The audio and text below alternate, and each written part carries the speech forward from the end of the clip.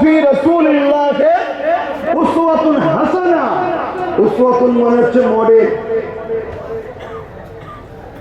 নামাজ কেমন হবে রাসূলকে দেখো, রোজা কেমন হবে রাসূলকে দেখো, হজ রাসূলকে দেখো, সংসার জীবন রাসূলকে দেখো, ধর্মনীতি রাসূল দেখো, অর্থনীতি রাসূল দেখো, পরিবার নীতি রাসূল দেখো, সমাজ নীতি রাসূল দেখো, এডুকেশন নীতি রাসূল দেখো, তোমার সমাজে সম্প্রীতি, অন্য ধর্মের মানুষের সঙ্গে মানব বন্ধন নীতি রাসূল দেখো, তোমার রাষ্ট্রনীতি, তোমার রাজনীতি, তোমার পরিবেশ প্রতিবেশী নীতি, সমস্ত নীতি মুহাম্মদ রাসূল ছাড়া অন্য কাউকে ফলো করাটাই হলো ইসলামে হারাম।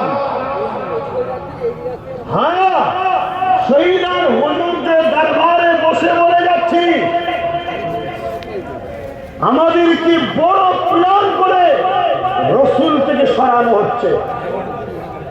মসজিদ বেড়েছে, টুপি বেড়েছে, বোরখা পরা বেড়েছে, দাঁড়িয়ে বেড়েছে, কোরআন বেড়েছে, হাফেজ বেড়েছে, আলেম বেড়েছে, তারপরে পৃথিবীর দিকে তাকিয়ে থাকে সব থেকে অপমানিত আমরা, লাঞ্ছিত আমরা, পদদলিত আমরা, বেইজ্জতি আমরা, অপমানিত আমরা।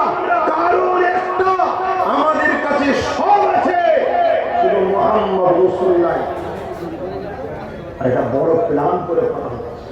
এটা কি নতুন নয়, এটা বহু বছর ধরে একটা সিস্টেম তৈরি করা হয়েছে, আমাদের মাথায় ঢুকিয়ে দেওয়া হয়েছে। নামাজ আলহামদুলিল্লাহ, রোজা আলহামদুলিল্লাহ, বাস এগুলো নিয়ে থাকে, সব ঠিক আছে। না,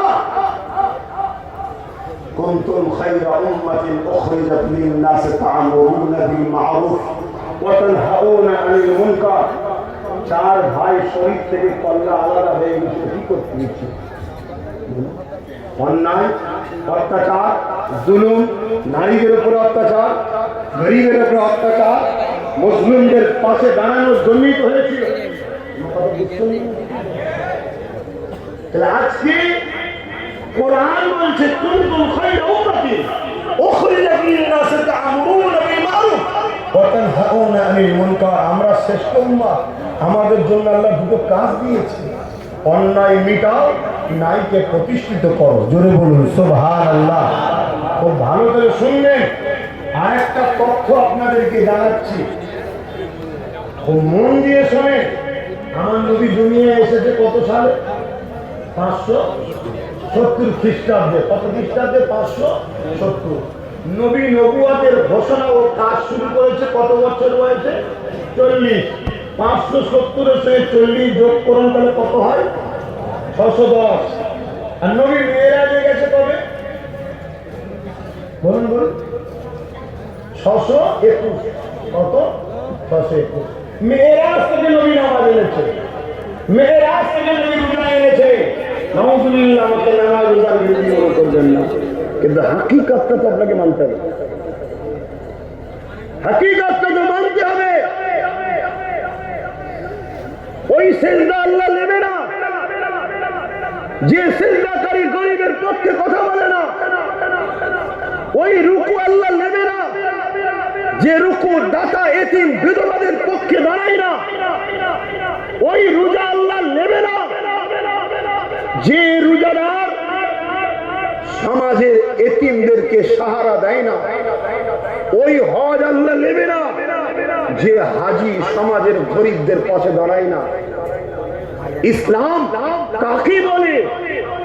এক ইহুদি ধর্মগুরু রাহিব বলা হয়, রাসূলুল্লাহর কাছে এসে বলেছে, মুহাম্মদ সাল্লাল্লাহু আলাইহি ওয়াসাল্লাম, ইসলামের সবথেকে ভালো কাজ কি? নবী বলছে, খোদার তোকে খানা খাওয়ানো। জোরে বলুন সুবহানাল্লাহ।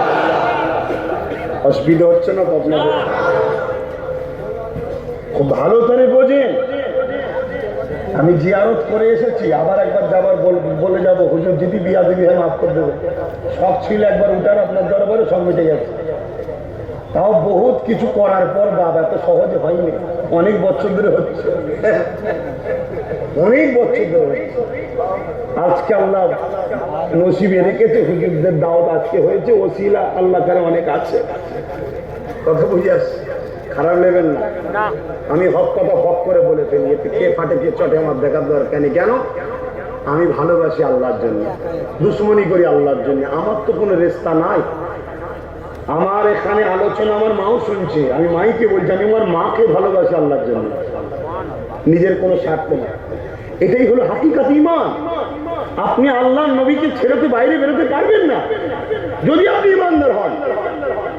তাহলে আমি যে তথ্যটা বলছিলাম, 610 নবী নবুয়তের কাজ শুরু করেছে, 621-এ মেরাজ।